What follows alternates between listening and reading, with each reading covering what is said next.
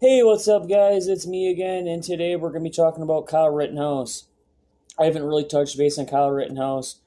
Back in the day, I talked about Kyle Rittenhouse. I was trying to be clickbaity, but I'm going to be talking about Kyle Rittenhouse on a more serious note.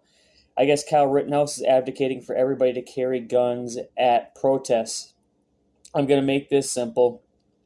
Not only do I not disagree, but I believe people should carry guns everywhere. Even if it's illegal, you should just carry a gun no matter what, within reason. Like, don't bring it into an MRI machine. Don't bring it into situations where it's like literally suicide. Maybe you could try to think outside the box, maybe hide it nearby, or, pass it off to one of your friends and have your friends sit outside it in certain situations if it's really going to draw attention.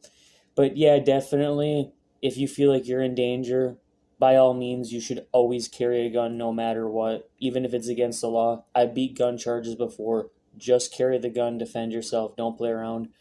I mean, people could also carry knives and use a knife, though, because a knife is just as usable in certain situations. But with all that said, yeah, I do agree with Kyle Rittenhouse. I think everybody should carry a gun.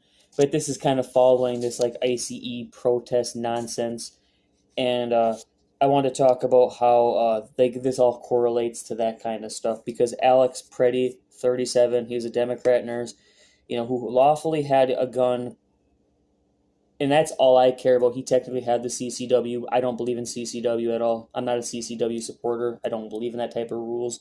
But he did not only have the CCW, he had the gun permits, all that shit, but he was also a lawful gun owner, and that's all it should have been.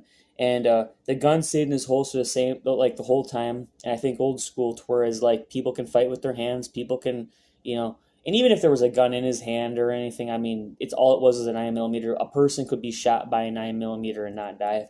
You know what I mean? You could take a lot of shots from a 9mm unless it hit you in the upper torso or like literally in the head.